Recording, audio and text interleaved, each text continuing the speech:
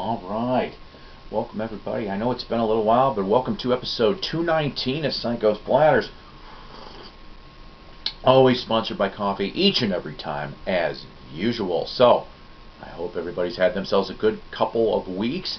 I'm sorry, like I said, things work and mixed with... I kind of hurt myself here in the house a little bit, which put me out of commission, too. I can't win. But... today, this is going to be an LP episode. Yes, I've got several different sources here on the albums, and of course, always did my research. Some of these are a combination of sources. The first couple albums I'm going to show you is actually, I don't think I had a chance to show you these before, and when I was moving things around in the record room, I'm like, oh wow. So I'm going to show you these first three came from a trading session that I did last year with my buddy Doug Fields, the host of the Vinyl Grotto. So right off the bat here, I happen to have, from March of '64, Shut Down Volume 2 from the Beach Boys. Like I said, this was released March 2nd, 1964. It was recorded January through February of '64. First LP not to have David Marks, who left following disagreements with Murray Wilson. This is the front, this is the back, and of course, it's on the good old Rainbow Capital. With this one here, it went to number 13 in the Billboard 200. Two singles came off of this. Fun, Fun, Fun made it to number 4 on the Billboard 100. And Don't Worry Baby made it to number 24. Multi-tracks for this album went missing shortly after the album's release. In 2009, 3 reels of session outtakes were found with help of biographer John Stibbins. By the way, guys, most of the sources on this stuff is either going to be today Wikipedia or AllMusic or the band's websites, depending on what sources I did here, okay? So, the new stereo mixes, though, were created for a compilation, Summer Love Songs, includes alternate version of Why Do Fools Fall in Love without the unreleased intro section. I mean, it was previously without it. And a new stereo mix of Don't Worry Baby. The 2001 CD also includes Fun, Fun, Fun and a mono version and In My Room, sung in German, which I'd love to hear that sometime. I don't think I've heard that yet. And an unreleased song, I Do. So I thought that is kind of cool. I love early Beach Boys stuff. That is a fact. So that's album number 1 from the trade with Doug. Album number 2, Ray Charles, live in concert. Yes, from January of '65. This is the front. This is the back. This one here, of course, on the beautiful ABC Paramount label. Now, like I said, this is live. It was recorded at the Shrine Auditorium in LA in September '64. Now, in 2011, this record here was remastered with previously unreleased tracks, which actually doubled the length of the CD to 75 minutes long. Now, several of the players that are playing on this album that were backing Ray Charles at the time have actually got some good past histories to them that I wanted to bring up. This isn't everybody, but this is just some of them here. Wallace Davenport, who was a trumpet player, actually used to play with Ray Brown, Lionel Hampton, and Count Basie. Henderson Chambers was on trombone. He played with Tiny Bradshaw, Louis Armstrong, Cab Calloway, Count Basie, and Duke Ellington, and others. Key Johnson on trombone played with Louis Armstrong, Cab Calloway, and Dizzy Gillespie. Julian Priester on trombone played with Sun Ra, Duke Ellington, John Coltrane, and Herbie Hancock. And lastly, Sonny Forrest, who was also guitarist with the Coasters from '59 to '61, and of course there's other people on this thing. If you've never heard this, go spin this thing. Go listen to it on YouTube. Get a copy of this. I like Ray Charles's work. I do. But this is a nice live record. I do not have the CD. I'm thinking about just trying to find it just so I can hear the leftover tracks that never made it to that original album. Now this next one here, I'm very happy to have in my collection. This has been on my want list kind of for, on and off, for quite some time. Jefferson Airplane, Surrealistic Pillow in mono. Yes, in mono. I got a stereo version around here in the collection, but this is, it's a scratched up mono copy, but it plays through, which I'm pretty happy about. This came out February 1st, 1967, made it to number 3 on the Billboard 200. It turned gold, of course. It was recorded late October to late November of 66. Here's the front. Here's the back. This is the first album, of course, with Grace Slick, who came from the Great Society Band, and Spencer Drive, the drummer. Of course, she came from Great Society from the fall of 66. Dryden replaced Skip Spence, who left in mid-66 to go to Moby Grape, but get this, almost joined Buffalo Springfield as a drummer. Didn't know that. Jerry Garcia from the Dead, of course, he arranged many of the songs on this album, and guitar on 5 tunes. Both mono and stereo, of course, for this album. Like I said, stereo version has heavier echo effects, not on mono version, but I gotta tell you something, I like the mono version of these tracks, you know, like White Rabbit and Somebody to Love. You can definitely tell the difference on this thing in mono. It's beautiful. I actually am glad, like I said, I'm glad to have this in the collection. Speaking of those tunes, Somebody to Love made it to number 5 on the charts, number 8 for White Rabbit, and My Best Friend made it to 103 on the charts. But once again, very happy to have Surrealistic Pillow in mono. Anytime I can ever find classic albums, going to when they started phasing mono out in 68, I have a friend of mine that gets into trying to find, like he got, oh geez, Ken, my buddy Ken, he ended up getting a Strange Days in mono. Oh man, good for him. These next 2 albums came from a Goodwill find. It was a small find, but a Goodwill find about 2-3 weeks back. The Staple Singers, 1971, called the Staple Swingers. See, because they're on the, oh boy. Anywho, this is the front, this is the back. As you can see, this still has the blurb sticker for Heavy Makes You Happy. This is on Stax record. Somebody tried to peel off the Kmart price on this, but I love, of course, it's on Stax. Recorded in 70-71, produced by Al Bell. It was done in Ardent Studios in Memphis and Muscle Shoals. Other than Staples Family and Muscle Shoals rhythm section, multi-instrumentalist Terry Manning and the Bar Keys Horns appear on this album. Made it to number 9 on the Billboard Soul Albums, number 117 on the Billboard Pop.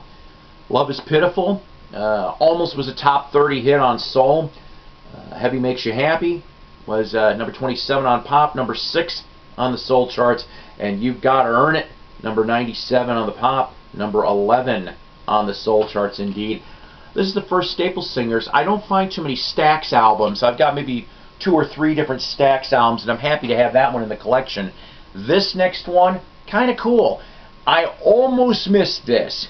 Something told me to get this. Stevie Wonder's Intervisions from August of '73. This is a gatefold. If I can get it to go here. Now, what, oh boy, I gotta wipe it. There's a little sticky stuff on here. So what made me get this? I'll tell you in a second, because like I said, I almost overlooked this. Came out in August '73, his 16th studio album, heavy use of the ARP synthesizer. Stevie was actually the first black artist the major black artist to experiment on a major scale.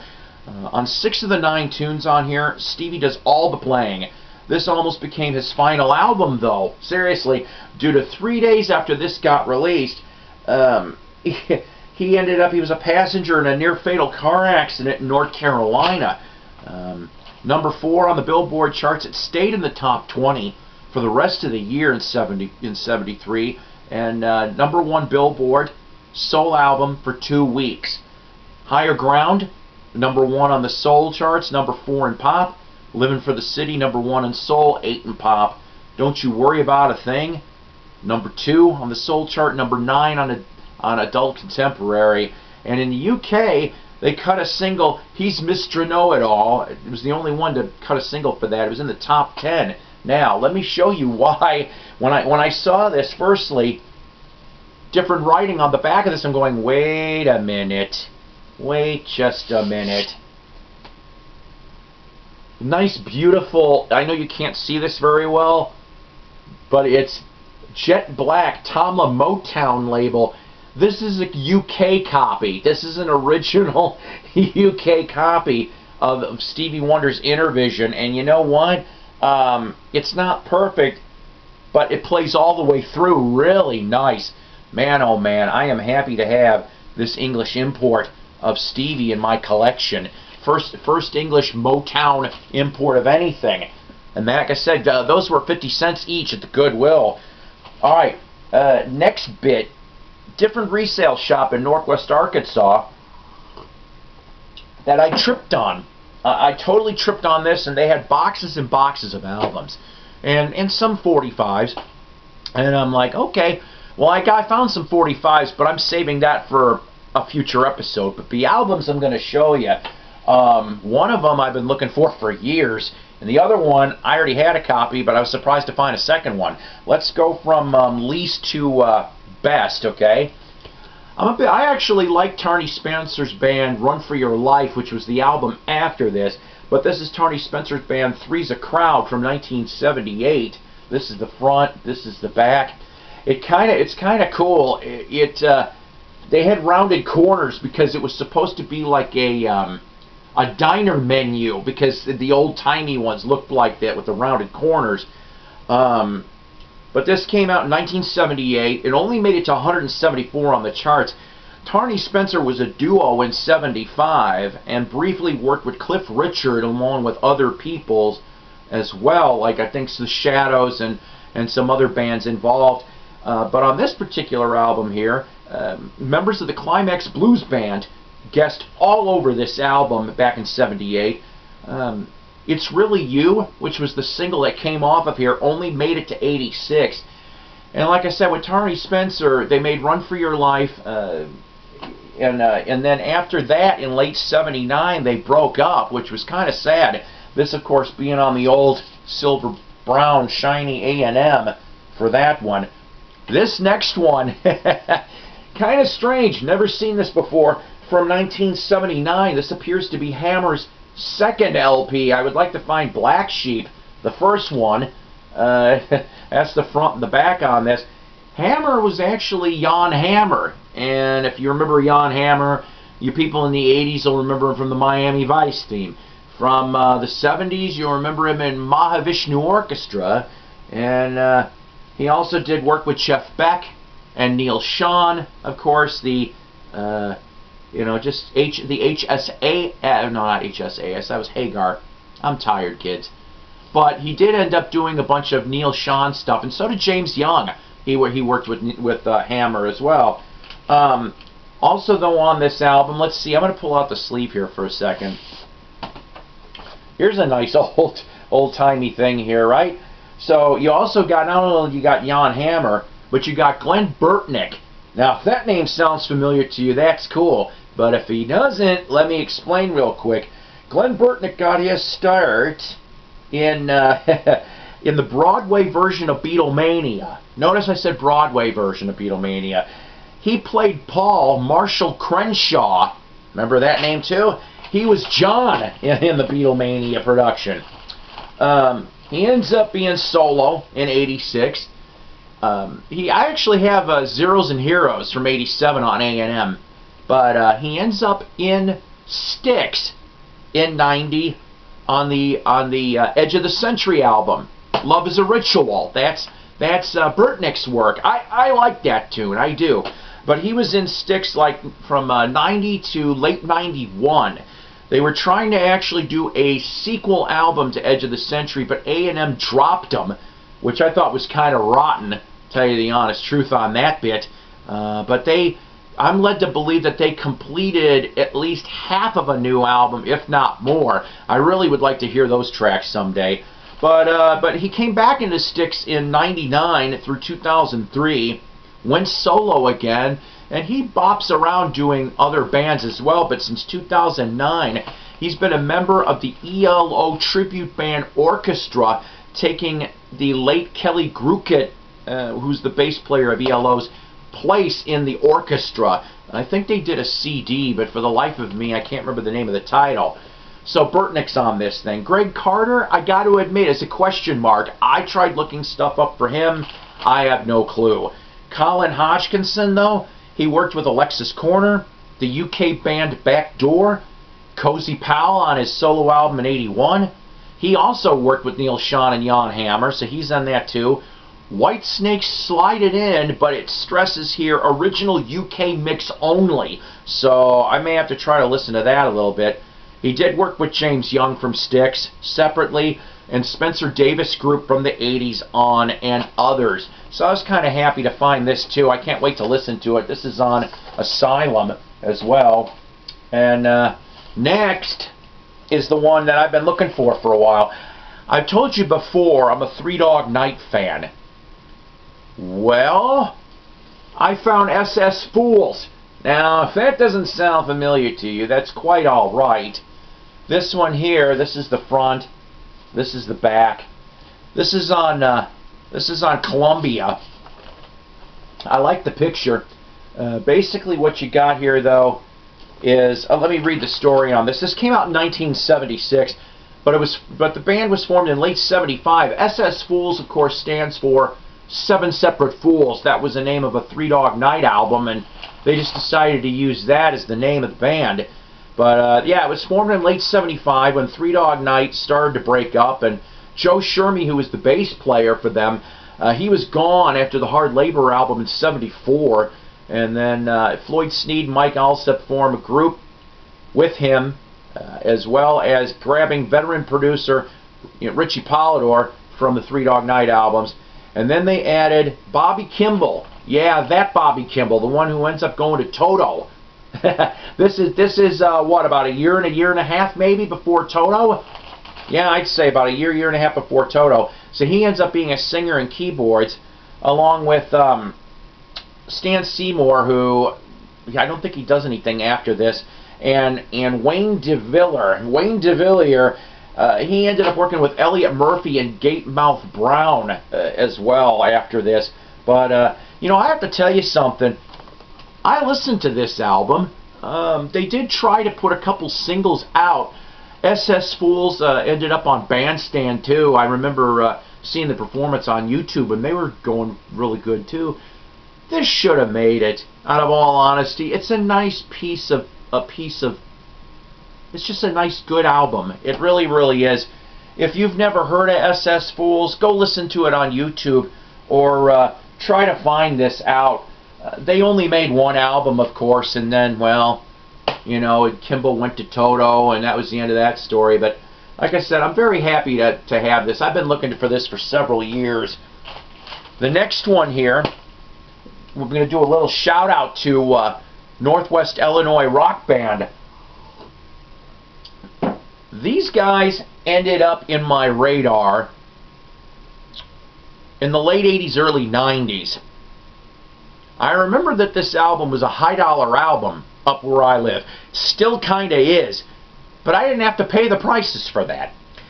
The first album I happened to find at a garage sale. Found it for $1. Guess what? Found this for $1 too. These last couple I found for $1. The Bees, Get Up, yes. You know what? This is from '82. Awesome album. Awesome power pop album. Seriously. I know you can't tell, but it's a gold stamped promo. No, it is on Epic, but it is, of course, not white label. It is Blue Epic. Alright? This, like I said, this is from '82. This is the front. This is the back. Let me explain a little bit about the Bees, if it's alright with you. Like I said, the album's called Get Up. They rose from the 1970s Fox River Grove / East Dundee, Illinois band The Boys, who were on Epic in 1978. The Boys were managed by former Buckingham John Poulos. They made their first album, Too Wild to Tame, in '78. A second album was made in '79-80 to be called Midwest Kids. But tapes have been lost since. Dirty Dan Buck, I remember reading an interview. I think he's still looking for some of these tapes. I'm not sure how, that was a 2007 interview I read, though. So after the boys split up, Mike Tafoya, David Angel, and Anton Holokovich, oh boy, I know I butchered that. I know I did. I'm sorry, Anton. Created the Bees in late 81. They added Tom Holland, who would end up starting the band Holland in 1984, which is another awesome album on Atlantic. Oh boy. And Steve Riley. They both came from another band. Based on the research that I gathered on this, it appears that they were at least in a band possibly 79, 80, maybe new Steppenwolf. The 76 to 80 was a gray period for Steppenwolf, and supposedly those two might have been in the new Steppenwolf, which at that time was Goldie McJohn and Nick St. Nicholas was your members of the Steppenwolf lineup who tried to go out and about. Big mess, very big mess. But that's what I'm led to believe from the research I've gathered. If I'm wrong, put something in the comments below, please. Please.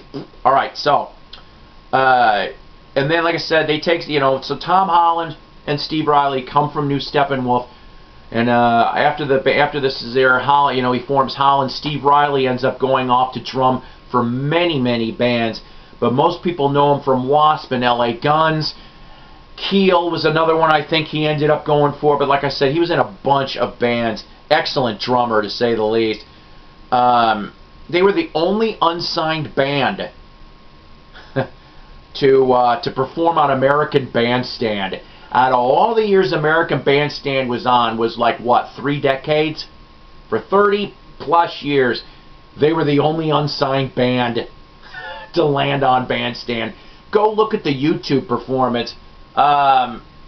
They do Take Your Time, and you know what? I'm going to tell you right now, the other song was Falling in Love. I hope I got that right, which isn't on this album to my knowledge here, so unless they changed the title. I heard that they did a one-off reunion gig in summer of 2011 in St. Charles, and in 2015 Tom Holland and Mike Tafoya did at least a show. I've got on my Bees and the Boys, I've got Mike Tafoya's autograph because a friend of mine knew him and got it signed for me, so that's kind of cool. Honestly, these guys need to do a new album, damn it. If you haven't heard this thing, go on YouTube, go buy this thing. I think it may even be on CD, I hope. Excellent slice of power pop from the early 80s. You will not be disappointed about the Bees. Last album I'm going to show you, and then I'll shut up. As everybody also knows that's watched me enough, I'm a huge Badfinger fan. Okay, I've always been a Badfinger fan since pre-teen, honestly. One of these days I'll have to tell you guys how I tried to meet the band in the early 80s, and that's before Tom Evans died. I got here from January 23rd from the Rhino Start Your Ear Off campaign. Believe it or not, it is not mentioned on the Rhino page. This album is not shown for some reason. I don't know why. The only reason why I even knew that this was coming out, I want to say it was Goldmine. I think I tripped on a post. I'm like, what? And so this is the front. This is the back. Now, this, of course, is this is a new remastered, and I'll show you at the end here. But Badfinger, of course, Wish You Were Here, came out in November 74, but was recorded in spring of 74. 7 weeks after the release of this album, so you're talking about maybe late January 75, it was pulled from the record stores due to a lawsuit between Warner Music Publishing and Badfinger's management. There's excellent Badfinger material you could read more about. It's just too long to explain. But let's just say that the manager that they had at the time, Stan Polly, I'm tired, was a major a-hole. Okay, he really just screwed them over big time. We'll leave it at that. He's dead. I can say it. So because of that, it only made it to 148 on the Billboard 200 originally. In the early 90s, this finally came out on CD in Japan and Germany. 2007 in the U.S. After making this, Pete Ham quit, replaced by Bob Jackson, who came on in. He's keyboardist, guitar player. And after Warner said that it would drop the band if Ham quit, Ham came back and they did a tour as a 5-piece before Joey Milland left to shortly afterwards form Natural Gas, which is another excellent band.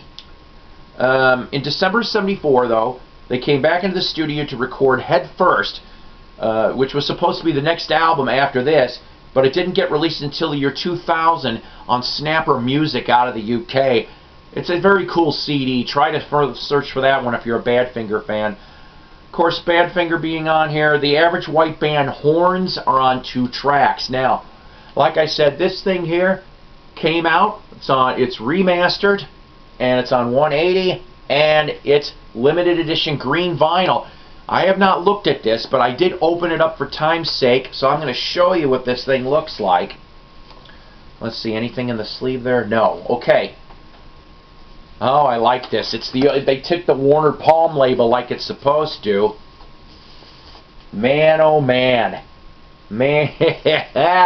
Yes, I know. I'm a sucker for colored vinyl. It's a beautiful looking piece. I cannot wait to listen to this. But yes, Badfinger, wish you were here. I'm led to believe that yes, it is a limited edition. I don't know how many copies they made of this. It could be 10,000 or less for all I know. But who knows? If you're a Badfinger fan, grab this. It's an excellent album.